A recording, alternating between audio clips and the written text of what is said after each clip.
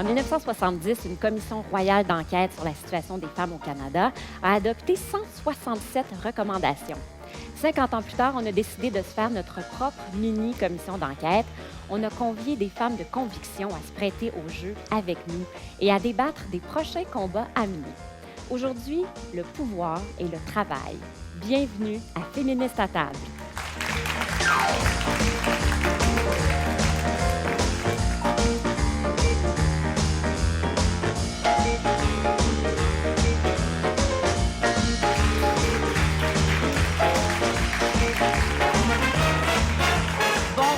Bonjour à tous, merci beaucoup d'être avec nous. Je m'appelle Noémie Mercier. Je suis ravie de vous accueillir à cette discussion entre féministes.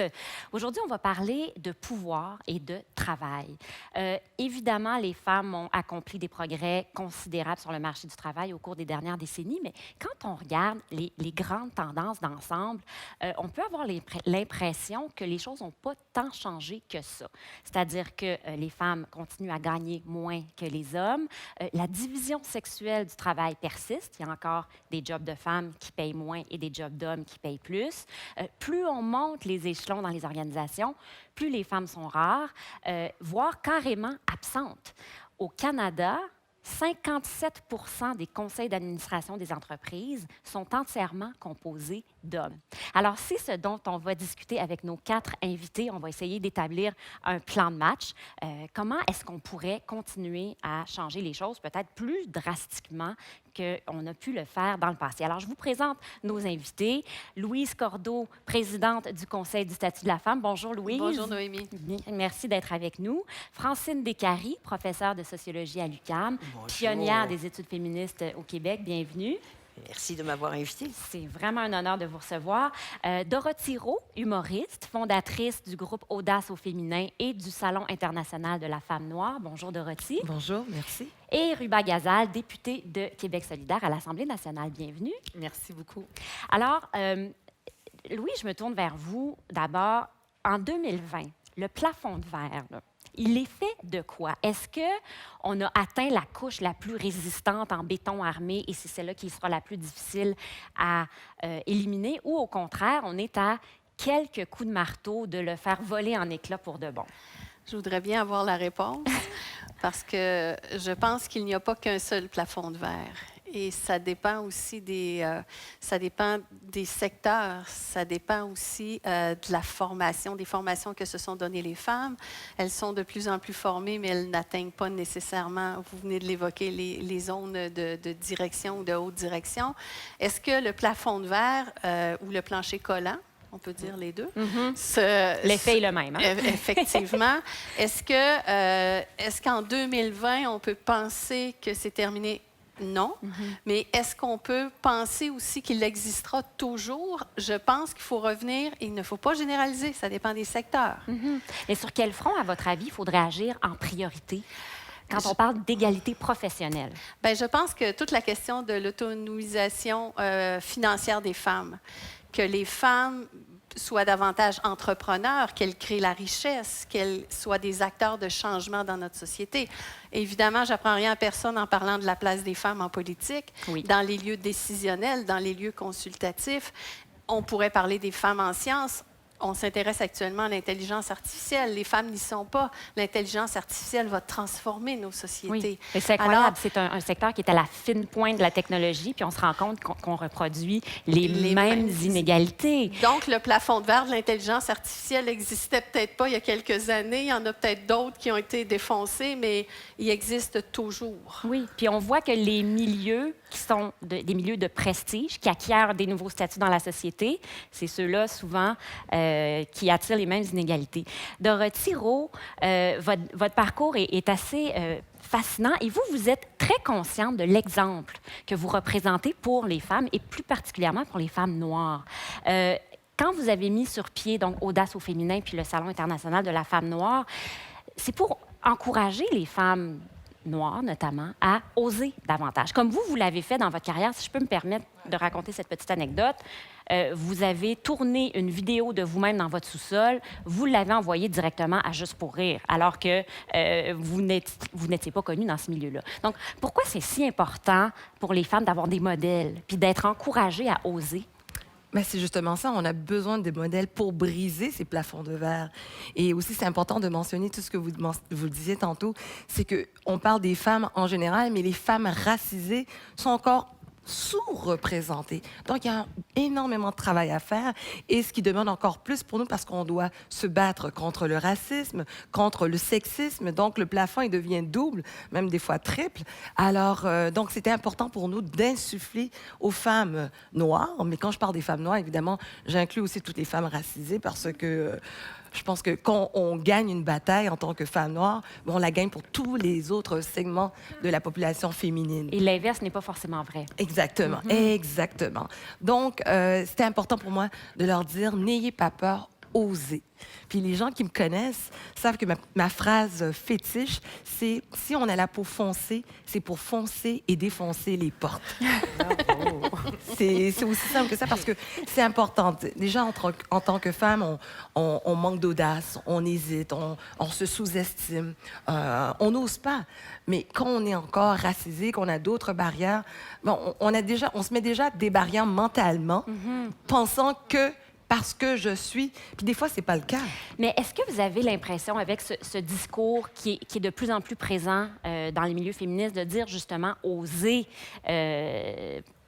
prenez-vous en main, si on veut, on peut. Avez-vous l'impression qu'on rajoute une injonction sur les épaules des femmes, puis on leur dit, ben c'est un petit peu de ta faute, dans le fond, si tu y arrives pas? Ben, en fait, je suis divisée. Je suis divisée parce que je peux comprendre les femmes, leur parcours, leur éducation. Donc, il y a encore beaucoup de travail à faire. Bien qu'on parlait tantôt, il y a eu une belle progression au niveau de la place des femmes ici au Québec. Mais des femmes qui viennent peut-être de d'autres pays où la femme n'a pas nécessairement une place, ou bien peut-être, oui, elle a une place à la maison, mais à l'extérieur, s'exprimer devant son patron, c'est un peu difficile. Elles vont pas peut-être pas regarder dans les yeux, comme pour moi qui suis née ici au Québec, j'ai pas nécessairement cette barrière. Donc, je peux comprendre, je peux... Donc, elles ont peut-être davantage besoin d'entendre ce message-là. Exactement, ça, c'est important, ça. Ruba, bon, les milieux traditionnellement masculins ne vous sont pas étrangers. Non. Même avant de vous lancer en politique, Tout à vous fait. étiez directrice dans une grande entreprise Oui. de fabrication de bouteilles de verre. Oui, juste avant de d'aller faire en le saut. politique. À votre ouais. avis, bon, on le prend par quel bout? Est-ce qu'on doit changer la culture des organisations pour les rendre plus accueillants pour les femmes, ou est-ce qu'on doit changer les femmes pour qu'elles puissent se tailler une place? Puis quand je dis changer les femmes, ben, c'est de ça que je parle, les encourager à adapter leur comportement pour enfin Quelle c'est de pouvoir l'audace, rentrer. c'est ça. Moi, je suis de l'école de ceux et celles qui pensent que c'est vraiment la structure, la maison, là où il y a le verre. C'est-à-dire, c'est cette maison-là qu'on doit changer et non pas les femmes.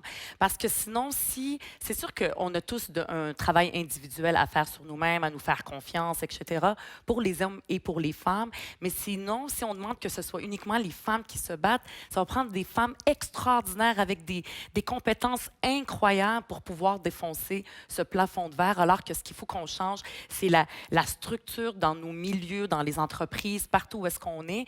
Et ça, je suis convaincue qu'on va pouvoir y arriver par la force du nombre. Plus il va y avoir de femmes qui vont être présentes dans les lieux décisionnels de pouvoir, plus le plafond de verre va s'amincir. Puis ça va être beaucoup plus... Parce qu'on change la culture du lieu.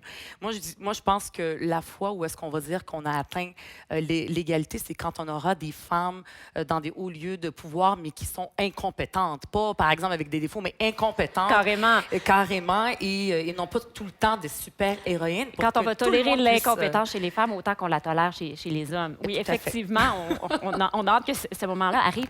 Francine Descaries, comme sociologue, vous êtes beaucoup intéressée à la socialisation genrée, donc comment on éduque différemment les femmes et les filles.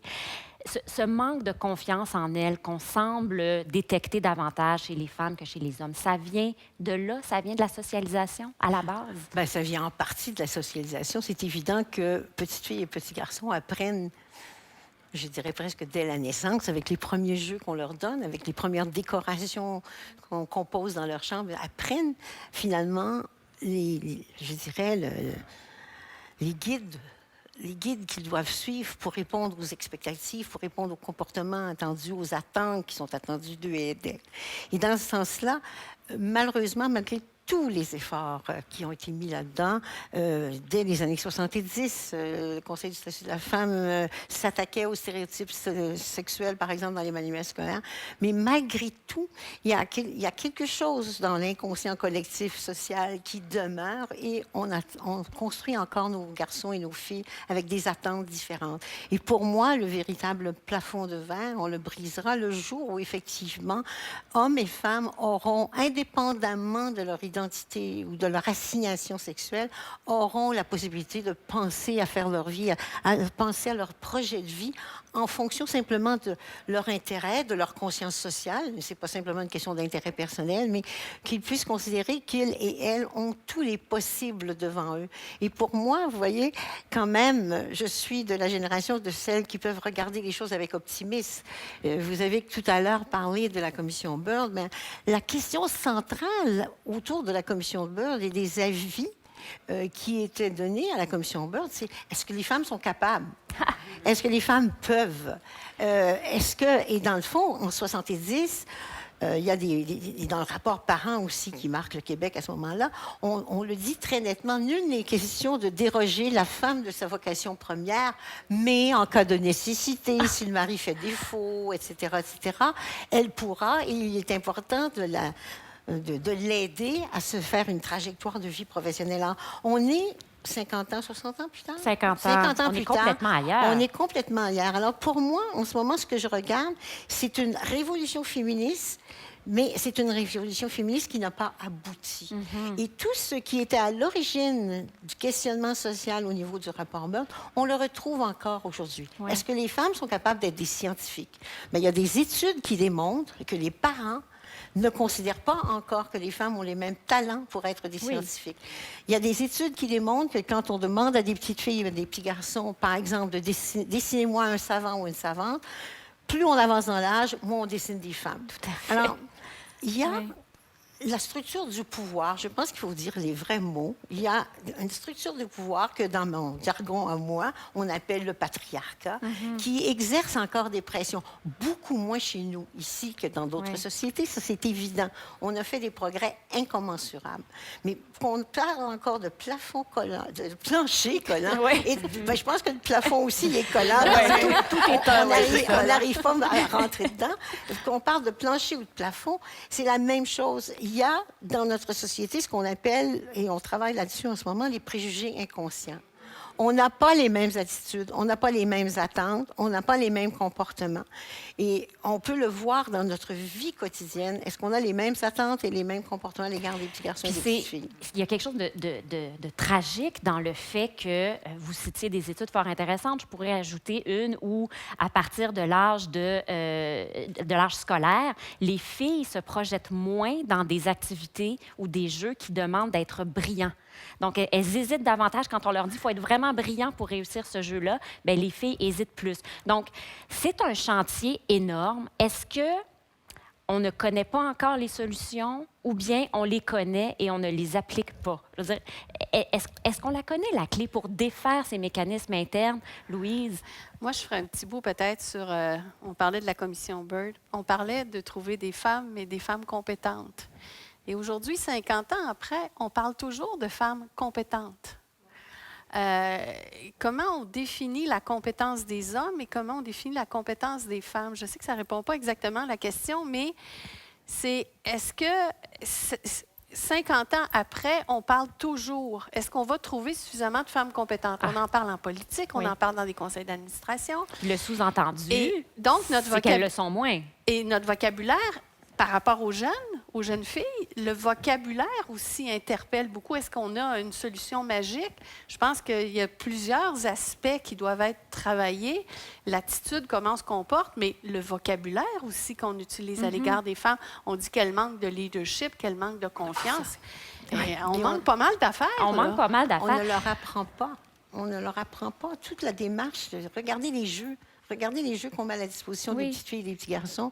Regardez les attentes qu'on a à l'égard des petits garçons et des petites filles. Et dans le fond, ce qui nous distingue, c'est malgré tout, et malgré qu'on retrouve des femmes partout dans la structure sociale, des femmes de pouvoir, des femmes d'influence, des femmes plus que compétents. Oui, Euh, des femmes exceptionnelles. Les filles sont encore assignées au paraître Oui. et les petits garçons sont assignés à l'action. Au paraître et, à l'attention Et envers donc, les ça se autres. construit, hein, ça se construit partout, ça se construit tout le temps. Mm-hmm. Et dans une certaine mesure, même les féministes les plus convaincus, je suis certaine, ne pourraient pas, si elles faisaient un examen de conscience approfondi, se dire j'élève mes 2 enfants, De la garçons même et filles, de la façon. même façon.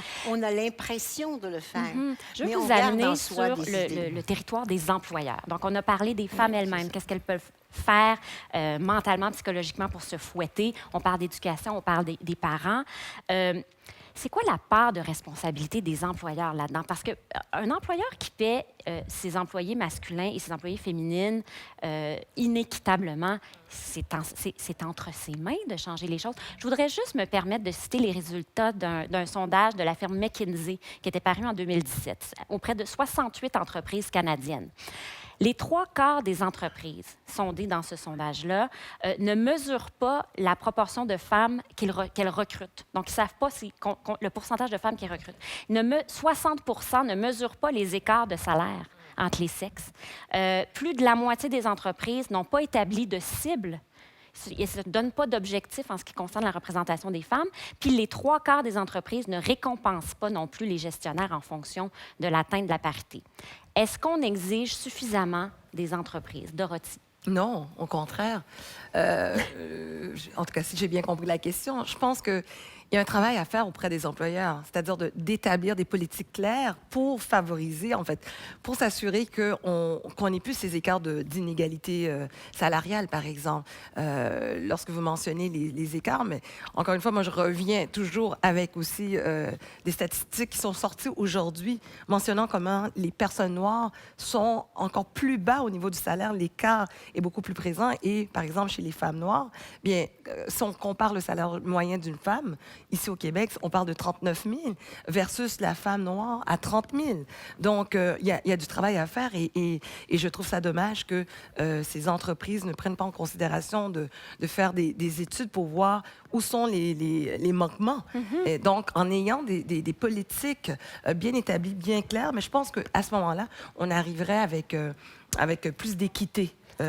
Au sein des entreprises, une meilleure représentation aussi au niveau des postes de pouvoir, Oui. Une meilleure représentation. Donc, Il faudrait qu'ils commencent par le mesurer. Moi, dans Ruba. ce domaine, Oui. comme dans plusieurs domaines autres, par exemple l'égalité entre les hommes et les femmes, mais comme en environnement, je ne crois pas aux mesures volontaires où est-ce qu'on attend que les entreprises, par elles-mêmes, parce que là, tout d'un coup, il y a un leader dans cette entreprise-là qui a à cœur l'égalité, puis là, il va mettre en place des mesures. Moi, je crois aux mesures plutôt, entre guillemets, coercitives ou légales, c'est-à-dire des obligations.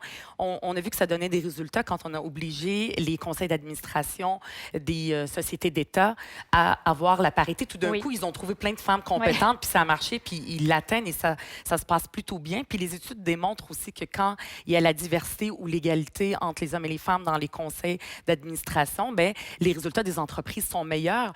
Pas juste parce que les femmes sont peu meilleures, c'est uniquement parce qu'on a une autre vision qu'on apporte, beaucoup plus diversifiée.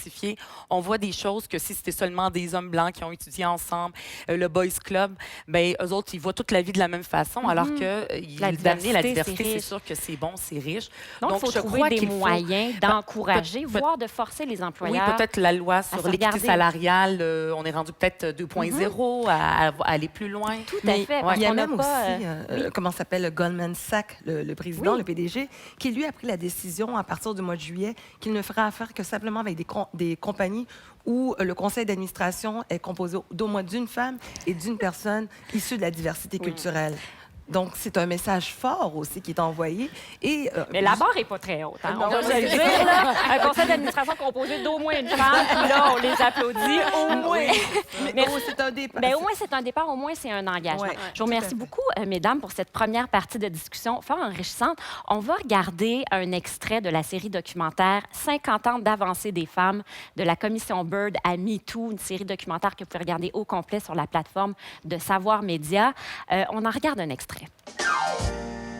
Moi, ma grand-mère, elle a mené des batailles pour avoir le droit de vote. Puis ma mère, elle a mené des batailles pour que sa capacité juridique comme femme mariée soit reconnue. Moi, j'ai fait des batailles pour le congé maternité, pour l'équité salariale, pour les garderies. Mes filles ont à faire d'autres batailles. Mes petites filles en auront à faire, c'est sûr. Moi, j'ai mené la bataille du congé maternité. J'en ai pas profité. Mes filles, je les avais. Mais mes filles ont profité du congé maternité. Alors, il faut le voir, c'est une course à relais. On fait un bout, on porte le témoin, on le passe à quelqu'un d'autre. Et c'est comme ça que les avancées se font puis que la bataille continue.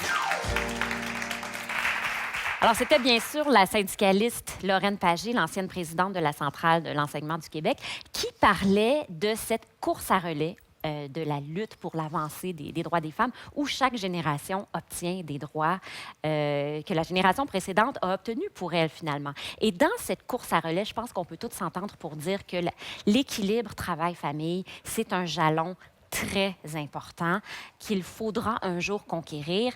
Francine Descaries, professeure de sociologie à l'UQAM, ça fait partie de vos sujets d'études. Pourquoi est-ce que c'est un aussi gros morceau? Pourquoi est-ce que... C'est une question très de base que je vous pose, là, mais pourquoi est-ce que l'égalité, ça dépend à ce point-là de l'équilibre travail-famille? D'abord parce que je pense que l'idée de la conciliation famille-travail, c'est impensable. Impensable? Impensable. Ça veut dire que ça se peut Au pas? sens où, non, parce que les deux univers ont des exigences et les deux univers sont absolument omnivores. Les deux univers, en fait, consomment tellement de temps pour les femmes en particulier que, dans une certaine mesure, il va falloir penser à des façons de faire autres. Et dans ce sens-là, avec mes collègues, on a toujours refusé de parler de conciliation famille-travail parce que ça ne se concilie pas. C'est comme si on dit aux femmes, il faut que vous arrangiez pour.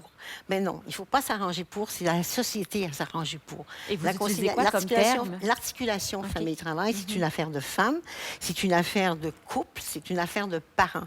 Et dans le fond, le problème n'est ni au travail ni à la maison, mais le problème est dans le poids de la charge mentale que continuent d'assurer les femmes. Cette fameuse charge mentale. La charge mentale, ça veut simplement dire qui fait quoi. Et dans une certaine mesure, c'est de déléguer, c'est de décider. Alors, les statistiques le montrent, les hommes contribuent de plus en plus aux soins auprès des enfants. Les hommes s'occupent quelques minutes de plus par jour aux travaux ménagers. Parce qu'on dit que les pères québécois sont les plus impliqués en Amérique du Nord, notamment grâce au congé de paternité unique sur le continent qu'il y a ici. On est encore loin de l'égalité? Absolument. On est encore très loin, puisqu'on pourrait donner des statistiques qui illustrent ça très bien. Par exemple, une mère de jeune enfant fait en moyenne 1h30 de plus de travail dédié au ménage et aux soins aux enfants.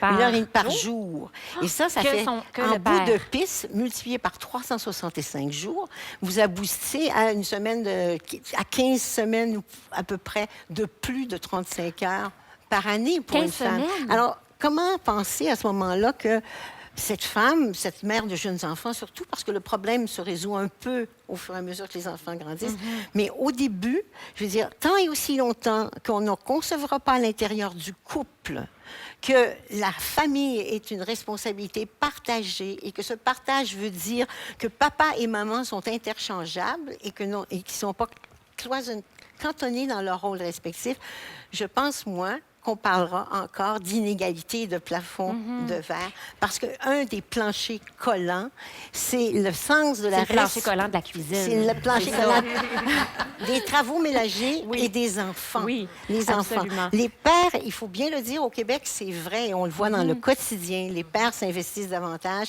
Le congé de parentalité, c'est un gain énorme qui a permis aux hommes de réaliser qu'ils étaient capables de s'occuper d'un enfant. La CAQ vient de le bonifier aussi.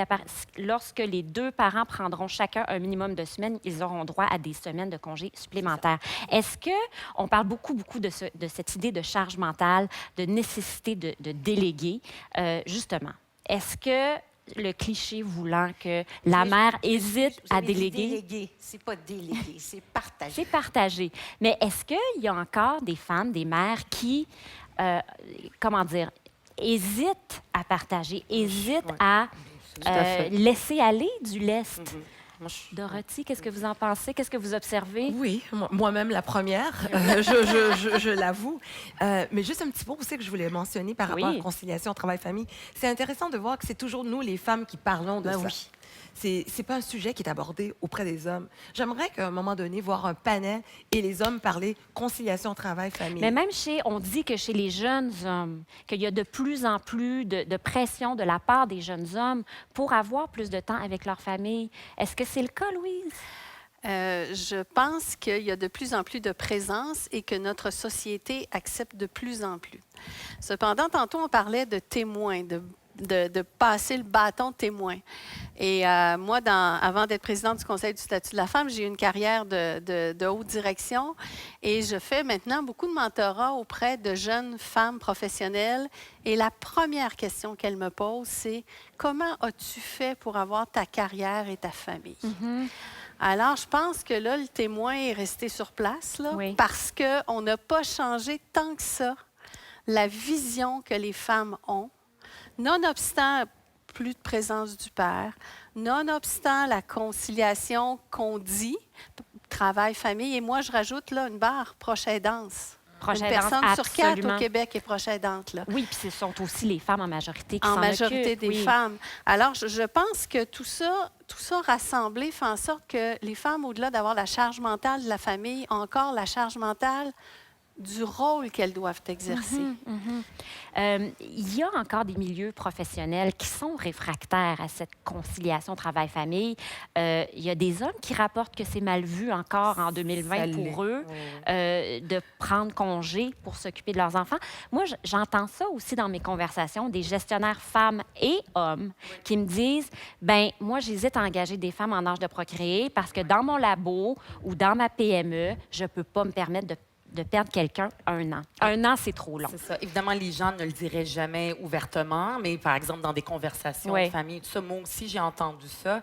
Qu'est-ce Puis qu'il faut souvent- faire auprès des employeurs comme action? Bien, souvent, on parle de conciliation travail-famille. Il faudrait peut-être concilier pas la famille au monde du travail, mais le contraire. Il faudrait, surtout maintenant, on peut profiter avec la rareté de la main-d'œuvre. On en parle souvent. Si on veut attirer les plus jeunes hommes et les plus jeunes femmes, peut-être qu'il y aurait des moyens à mettre en place, je ne sais pas, peut-être fiscalement, avoir des encouragements pour les employeurs qui vont mettre sur pied, par exemple, toute la question du télétravail. C'est bon aussi pour l'environnement. On est moins pris dans la congestion routière. Et aussi, bien, ça permet à une vie de famille de se vivre normalement. Puis c'est vrai qu'on a souvent l'impression que le père va aider la mère, puis que la première responsable, c'est la mère. Moi, j'ai pas d'enfants, mais je regarde mes sœurs. J'ai 2 sœurs qui ont des jeunes enfants en bas âge et j'ai souvent le goût de les brasser puis de leur dire réveillez-vous parce qu'elles en prennent plus. Mais moi, je vois que leur conjoint aimerait prendre plus de place, mais c'est elle qui refuse. Ah, c'est pas grave. Et elle l'habitue finalement à ce qu'ils prennent moins parce qu'il est moins compétent. Là, la compétence, les femmes se C'est considèrent drôle. plus compétentes dans la famille. Donc, alors qu'elles sont jeunes, je veux dire, dans la trentaine. Donc, il y a quelque chose à changer dans la mentalité des femmes aussi par rapport à ce que je disais pour le travail. Il faudrait Oui. changer le milieu du travail. Mais dans la maison, dans la cellule familiale, il y a quelque chose aussi d'un effort des femmes elles-mêmes. Moi, je dis que j'ai pas d'enfants, Ouais. mais si j'en avais eu, je sais même pas en bas âge si je serais devenue, je serais allée en Si politique. vous auriez eu ce C'est parcours. ça, là, Ben, d'ailleurs, j'hésiterais parce que c'est difficile. intéressant que vous le mentionniez parce que contrairement, les élus de l'Assemblée nationale, contrairement aux élus de la Chambre des communes et aux élus des municipalités du Québec, vous n'avez pas droit au congé parental. Et quand on a rénové l'édifice du Parlement à Québec en 2017, à grands frais, on n'a pas jugé bon d'installer, par exemple, une garderie. Ouais. Donc, qu'est-ce que ça nous dit sur la sensibilité de nos élus à la question de la parentalité? Est-ce qu'il faut être découragé? Ben, en fait, ben là c'est la première fois qu'on a autant de femmes. On a ce qu'on appelle la zone paritaire. zone C'est paritaire. un hasard. Moi, c'est-à-dire que oui, il y a eu une évolution, mais ça pourrait très bien tomber en bas de 30 On ne le sait pas puisque c'est pas obligatoire. Ça dépend des partis. et Du tout bon ça. vouloir des C'est ça, chefs. du bon vouloir des chefs. Donc, c'est sûr que le fait qu'il y ait plus de femmes à l'Assemblée nationale, je trouve ça malheureux parce que je suis sûre que ça va bénéficier aussi aux hommes, mais c'est comme s'ils n'en parlaient pas. Puis moi aussi, je rêve du moment où est-ce que la conciliation travail-famille va devenir un sujet qui appartient au père faire aussi. Ils en seraient heureux eux aussi, mais c'est comme s'ils n'osaient pas initier le sujet. Donc là, maintenant qu'on a plus de femmes, de jeunes parents aussi, l'âge a rajeuni, là, on va parler même pas de CPE, juste une table à langer. Moi, j'ai ma collègue Émilie. Il n'y a pas ça à Mais non, l'Assemblée il y en nationale? a pas. Si on va dans, il y en a pas. Il n'y a pas de table haute, par exemple, à la cafétéria pour pouvoir avoir un enfant et manger avec lui. Il n'y a rien. C'est comme si les enfants n'existaient pas. Comme Là, il y a c'est une révélateur. Oui, Ouais. c'est ça. On a adopté au Québec des politiques qui sont avant-gardistes si on les compare à l'Amérique du Nord. Regardons la Finlande et son gouvernement qui est dirigé par une première ministre de 34 ans. Ils viennent de créer, eux, un congé parental de 14 mois qui est partageable à parts égales entre le père et la mère. Donc, c'est 7 mois chacun, avec quelques accommodements possibles. Donc, c'est vraiment un geste d'envergure pour instaurer l'égalité. Est-ce qu'on est prêt pour un autre changement législatif d'envergure au Québec pour pousser davantage, franchir le cap du partage des responsabilités? Est-ce que c'est ça que ça prendrait? Je pense que ça prend ça, mais beaucoup plus. Ça prend, comme je le disais, un changement global de mentalité. Ça prend une transformation de la façon dont on conçoit les hommes et les femmes dans la société. C'est un gros chantier. Ça commence à l'enfance. Ça commence, mais ça demande aussi que les femmes, on permette aux femmes d'avoir un projet de vie personnel en dehors de la maternité et que les femmes ne soient pas définies en tant que mère, mais bien en tant que femme.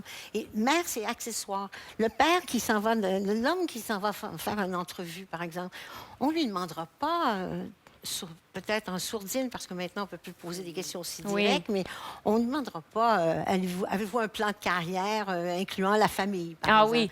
Et donc, on pose la question subtilement on pose la aujourd'hui. question subtilement. Et il faut comprendre aussi l'entreprise. Si vos deux analystes de données tombent enceintes la même année et que vous comptez sur Ils elles vont se pour... débrouiller, je suis convaincue. C'est ça. Mais ça fait peur. Et Ben, donc, c'est parce que- qu'on était habitué avec une main-d'œuvre beaucoup plus disponible. Ouais. Et j'oserais ajouter avec une main-d'œuvre qui avait des femmes à la maison. Oui, c'est ça. Et donc, ça aussi, ça fait une grande différence parce que la charge mentale, elle ne se vit pas simplement quand vous êtes à la maison, mais la charge mentale, vous la transportez au bureau.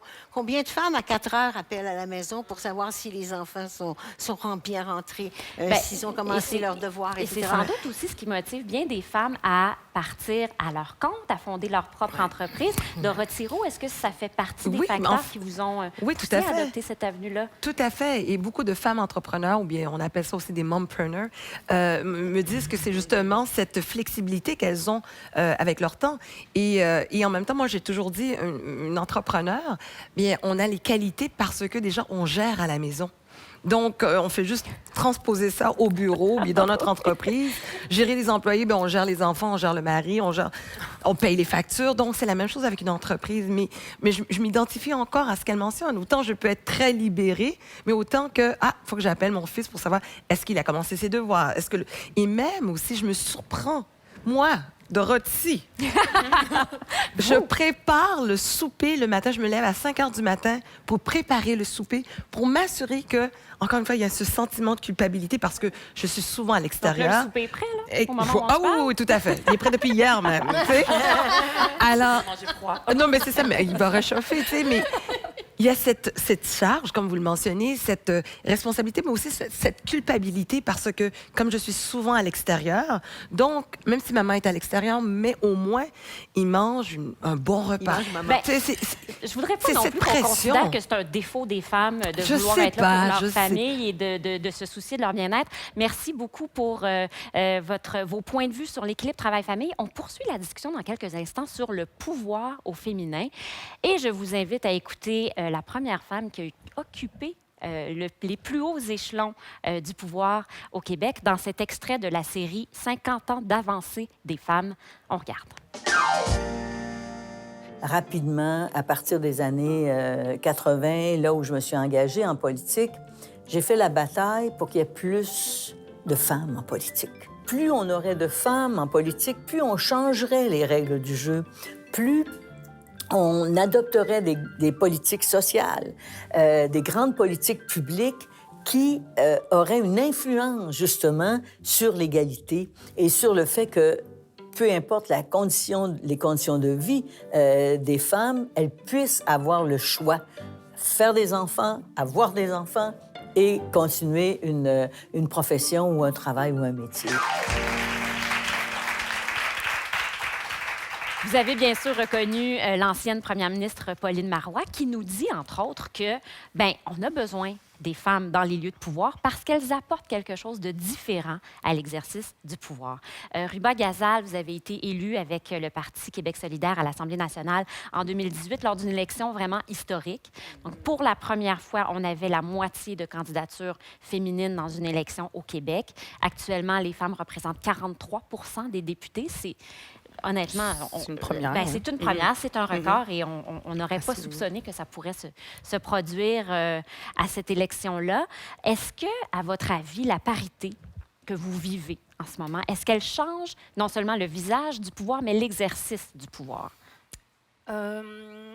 À l'Assemblée nationale, ça bouge très lentement. Le moule est fort. Le moule est c'est fort. très lentement. Je veux dire, quand je suis rentrée, même dans l'institution au Salon Bleu, tous les codes et tout ça, je me suis dit, mon Dieu, on dirait pas qu'on est en 2018 quand je suis rentrée. Pourquoi? Il y a beaucoup de vieilles choses. Peut-être que ça nous vient de la Grande-Bretagne ou je sais pas, tout le système, tout est vieux. Il y a une masse pour que, par exemple, le président puisse parler, on se lève. Il y a quelque chose de vieillot déjà. De monsieur qui n'a pas été comme adapté et mis Quelque chose de au goût du figé. jour. Quelque chose de figé dans le temps, exactement. Puis c'est vieux. Donc, c'est sûr qu'il y a quelque chose à balayer physiquement, mais aussi dans les mentalités qui restent. C'est très difficile de changer. Mais en le même système. temps, on a vu ces derniers mois certaines initiatives parrainées par des députés de tous les partis. Je pense par exemple au projet de tribunal spécialisé dans les crimes Oui. sexuels, Oui. où on a vu 4 femmes des 4 fait. principaux partis Oui.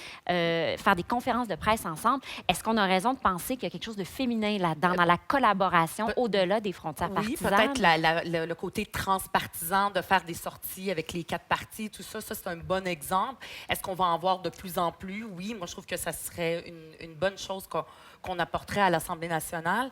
Maintenant, est-ce que, oui, il y a quelque chose qui va être changé? Par exemple, on a déjà des femmes qui sont, comme Mme Pauline Marois, qui sont enceintes pendant qu'elles sont députées, mais le milieu ne change pas et je pense qu'on on en discute de plus en plus. Il y a toute une réforme parlementaire aussi à revoir qui est en cours et c'est sûr que le fait qu'il y ait des femmes, plus de jeunes femmes aussi, on va en parler de plus en Oui. plus. Maintenant, ce que je voulais dire, c'est que est-ce que l'image, par exemple, politique aujourd'hui en 2020, c'est une femme au pouvoir, une femme première ministre, même si on en a une, ça reste quand même l'exception. Moi, j'ai l'impression qu'on en permet plus aux hommes. Quand on regarde, par exemple, les ministères économiques, ils sont encore à 100 Oui. femmes. Il n'y a pas la parité au Conseil des ministres encore. Quand on regarde, par exemple, les ministères plus où on prend soin, il y a la Oui. santé, mais d'autres ministères, c'est plus féminin, d'autres sont plus masculins. Donc, ça existe encore, c'est pas encore Oui. changé. Puis la vision, est-ce que les femmes peuvent se tromper puis être moins parfaites ou se tromper autant, par exemple, que le premier ministre, la façon qu'il arrive, avec Effectivement. sa bonhomie, est-ce qu'une femme peut faire la même chose? Moi, je suis pas sûre que ça a encore changé. Oui, il y a Parce que plusieurs ça vient- ministres qui ont Parce dit... qu'on a atteint 43 Oui. que c'est déjà Ben, d'ailleurs, changé. vous mentionnez le 43 Il faudrait plusieurs années. On était à 50 de candidatures, puis à 43 de femmes élues. Et l'analyse a été faite pour montrer que les femmes ont été davantage présentées dans des circonscriptions qui étaient difficiles à gagner. Donc, à il y a fait. le 50 de candidatures, mais il y a toutes sortes de nuances à aller chercher Une petite chose ensuite. que je voulais aussi Oui. ajouter Vas-y, aussi, Dorothy. qui est un fait historique, mais personne n'en parle vraiment et personne n'a vraiment célébré. C'est qu'en 2018 aussi, c'était la première fois au Québec qu'on avait 11 représentantes noires, femmes noires, qui se sont présentées dans les 4 partis politiques. C'est exceptionnel. Et ça, personne ne l'a mentionné. Moi, je le dis haut et Oui. fort. Et pour moi, ça, c'est une belle progression. C'est un avancement. Et je me dis, ben, c'est encourageant. Pourquoi c'est important? Ben, encore une fois, ça va aussi changer au niveau des politiques. Quand on parle justement de plus de femmes au niveau des postes décisionnels, mais au niveau du pouvoir aussi, c'est important d'avoir des femmes racisées qui aussi vont apporter une opinion, une expérience différente et qui Ouais. vont venir changer, modifier les lois. Donc, pour moi, j'ai trouvé ça extraordinaire. Et de voir présentement Dominique Anglade qui est à la course. À la chefferie du Parti libéral. Écoute, après 150 ans, la première fois, une femme, et ça donne aussi que c'est une femme noire. Ouais. Yo! Il y a quelque chose de réjouissant. Quand on parle de pouvoir au féminin, puis est-ce que les femmes gouvernent différemment, sont plus collaboratives, est-ce qu'il n'y a pas aussi en même temps le risque de les idéaliser puis de les enfermer dans un certain stéréotype? Puis après ça, quand elles sont moins collaboratives ou qu'elles ont des écarts de conduite, on les juge plus sévèrement. Moi, je pense Louise que Cordeau? je refuse de dire oui ou non de façon uniforme. Je pense qu'il y a différents types de leaders, il y a différents types de décideurs, au masculin et au féminin, et tant les hommes que les femmes. Là où on voit peut-être certaines différences, et on l'a évoqué, c'est toute la notion de consensualisme. Les femmes travaillent peut-être davantage de façon consensuelle que de façon adverse. On regarde le parlementarisme. On parlait que ça n'a pas beaucoup changé, mais regardons encore le vocabulaire, un débat électoral, l'arène politique. Donc, il y a aussi toute cette notion-là. Peut-être que les femmes font différemment, mais il ne faut pas croire que parce qu'on est une femme, on a toutes les qualités, tous les pouvoirs, et parce que c'est un homme qui va avoir tous les défauts. Il faut faire attention Bien aux sûr. généralités. Là. Oui, oui, oui, tout à fait. Pas essentialiser, dire. Exactement. Parce que, par exemple, il y a peut-être, moi, j'ai étudié en gestion au HEC, puis je me rappelle qu'on nous parlait souvent, il y avait des façons de gérer, des valeurs un peu plus féminines, plus masculines, mais il y a des hommes qui avaient une façon de gérer avec les valeurs managériales féminines, c'est-à-dire l'écoute, l'empathie, tout ça. Mais on peut trouver ça autant chez les hommes que chez les femmes. Et, mais peut-être que c'est bien aussi, je me rappelle qu'on nous montrait toujours que la façon de gérer des femmes, c'est plus moderne, c'est-à-dire les valeurs féminines qui peuvent aussi être adoptées par des hommes, c'est beaucoup plus moderne, plus à l'heure du jour. C'est pas l'autoritarisme. Plus Il y a personne horizontal. qui trouve que c'est une bonne façon aussi de gouverner. Donc, c'est intéressant qu'on l'autoritarisme. continue à se demander si les femmes sont suffisamment compétentes pour occuper des postes de leadership. Il y a une autre chose que Pauline Marois laissait entendre dans l'extrait de la série qu'on a entendu, c'est que ça prend plus de femmes parce que ce sont elles qui vont adopter des politiques favorables à l'égalité. Elle-même, évidemment, a été l'architecte d'une politique familiale névralgique en 1997 qui a changé beaucoup de choses pour les femmes. Mais je me demande, est-ce qu'en 2020, c'est encore au goût du jour de miser sur des politiques gouvernementales pour faire avancer l'égalité? Si je reviens dans le temps, la dernière grande mesure vraiment de l'État, il y a le congé de paternité en 2006, la loi sur la parité dans les CA des sociétés d'État. Depuis, j'ai peine à penser à une mesure gouvernementale vraiment destinée à faire avancer l'égalité. Qu'est-ce qui devrait être à l'ordre du jour de l'État en 2020? Mais d'abord, je pense que l'État ne devrait pas se contenter de l'illusion de l'égalité déjà là. Et ça, c'est très, très préjudiciable pour les femmes, effectivement, parce qu'on trouve maintenant comme secondaire la lutte des femmes. Et dans une certaine mesure, on la dilue. Et donc, vous percevez ça dans le climat actuel? Absolument, parce que combien de fois on va m'appeler un 8 mars pour me demander que pensez-vous du féminisme? Est-ce qu'il n'est pas temps de passer à autre chose? Est-ce que les femmes en ont pas trop eu? Alors même que le féminisme vient à peine de réaliser à quel point lui-même était reproducteur d'inégalités entre les femmes elles-mêmes et à quel point, en fait, il faut travailler sur tous ces aspects-là. Et pour moi, la présence des femmes en politique, je suis obligée d'admettre que les femmes, encore aujourd'hui, dans une certaine mesure, gèrent de façon différente. Mais ce n'est pas quelque chose qui est essentiel ou qui vient de leur être intime. De leur ADN. C'est de leur ADN, c'est la socialisation. Les femmes n'ont pas été habituées au pouvoir. Les premières générations de femmes étaient très mal vues, par exemple, par leurs employés. Même les filles, elles n'aiment pas travailler pour des femmes parce que le pouvoir n'était pas féminin. Et donc, il faut que ça aussi, ça change. Il faut que le pouvoir soit, moi, je dirais non genré, mais tant et aussi longtemps qu'on n'arrive pas à cet idéal-là, il faut que le pouvoir soit... on reconnaisse que les femmes portent la capacité du pouvoir et que dans ce sens-là, effectivement, on donne toutes les conditions nécessaires. Et j'aimais bien, au début, on a dit il faut pas faire porter aux femmes non plus le poids de leur semi-échec, si on veut dire. Ouais. Non, c'est la structure qui les encacane, c'est la structure qui les place là et qui rend beaucoup plus difficile pour une femme d'accéder aux postes de pouvoir, aux places places et positions que la société ne leur réservait pas. Donc, ça nous amène à parler de la fameuse question des quotas. Donc, dans le cadre de la réforme du mode de scrutin, le Conseil du statut de la femme, notamment, recommande qu'on oblige les partis politiques à avoir au moins 40 de candidatures féminines, et ce, dès l'élection de 2022. En même temps, les 4 partis ont réussi en 2018 à atteindre ce seuil-là sans mesures contraignantes. Et ces mesures contraignantes-là, elles suscitent beaucoup d'inconfort, tant chez les femmes que chez les hommes dans la société.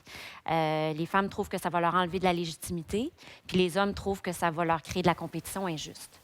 Pourquoi est-ce qu'on a quand même besoin, à votre avis, de ces mesures contraignantes, notamment en politique? Il y a une petite information lorsqu'encore une fois, on dit on a atteint cette zone paritaire-là. 8 des 17 régions du Québec ne l'ont pas atteinte. Alors, il faut regarder aussi, quand on creuse un peu, il y a quand même des enjeux. Pourquoi? Pourquoi? Parce que les avancées sont extrêmement fragiles et il y a même eu des reculs. On a au Conseil du statut de la femme analysé, entre autres, à l'Assemblée nationale, il y a des parlements, Parlement écolier, Parlement jeunesse, Parlement étudiant. Et le Parlement écolier, où ce sont les tout-petits, il y a 75-80 de filles. Quand on arrive au niveau universitaire, on se retrouve entre 40 et ça, là, ces jeunes-là, ils n'ont pas 40 ans, là. Ils sont en bas de 30 ans et on a encore les mêmes réalités entre les hommes et les femmes. Alors, je pense que de penser que le temps va changer les choses, ce n'est pas suffisant. Et tantôt, on donnait l'exemple de la loi sur les gouvernances dans les sociétés d'État qu'on a changé. On a obligé cette parité-là. Est-ce qu'on en parle aujourd'hui? Est-ce qu'on se demande si une société d'État est gouvernée par une femme? Est-ce qu'on fait ce calcul-là? C'est Simone de Beauvoir qui disait qu'il suffit d'une crise politique, sociale, religieuse pour qu'après ça, les droits des femmes reculent. Donc, il faut la consolider.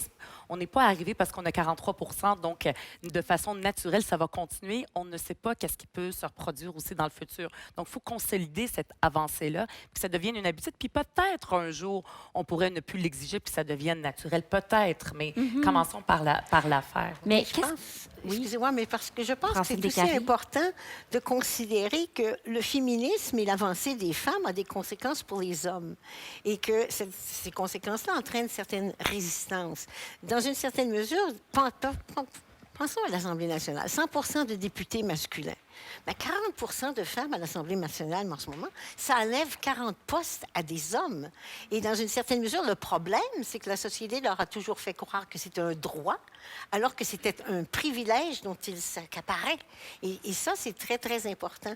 Et je pense que dans aucune société, un changement de concept, de conception, le changement qui se heurte et qui veut transformer une hiérarchie préexistante ne trouvera jamais l'approbation de tout le monde. Et, faut-il le dire, pas plus des femmes non plus, parce qu'on est socialisés dans le même système. Ça, il ne faut pas l'oublier. Femmes et hommes sont socialisés dans le même système. Donc, il faut y aller quand même. Il faut foncer quand même et faire fi, entre guillemets, des résistances. Puis espérer qu'en changeant les choses d'en haut, les mentalités vont suivre. C'est ça?